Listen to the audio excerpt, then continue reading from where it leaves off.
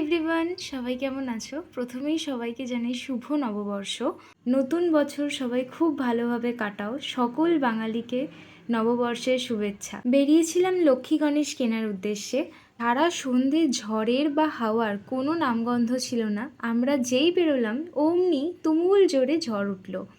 লক্ষ্মী গণেশগুলো কি সুন্দর দেখতে না, কিন্তু এখানে বড্ড দামটা বেশি বলছিল, তাই আমাদের অন্য দোকানে যেতে হলো। ঘরে বসে জানলার ধারে ঝড় বা বৃষ্টি উপভোগ করার মজাই আলাদা, কিন্তু রাস্তায় বেরিয়ে এরকম ঝড়ের মুখোমুখি হলে এত বিরক্ত লাগে। চোখে মুখে নোংরা তো ঢোকে, তার সাথে চুলের 12টাও বেজে যায়। রাস্তাটার হাল দেখতে পাচ্ছ? 2 মিনিটের ঝড়ে এই রকম অবস্থা, ভাবা যায়? নববর্ষ বা পয়লা বৈশাখ, প্রতিটা বাঙালির কাছে এটা একটা ইমোশন। পয়লা বৈশাখ আসছে আসছে মনে হলেই এই নতুন জামা কিনতে হবে, নতুন হালখাতা খুলবে, মেলায় যাব, মিষ্টি খাবো, জিলিপি খাবো, কানের কিনবো, একটা সব বাঙালির কাছেই একটা ইমোশন এটা। রাস্তায় যেতে যেতে হঠাৎই এই সুন্দর ডেকোরেশনটা চোখে পড়লো।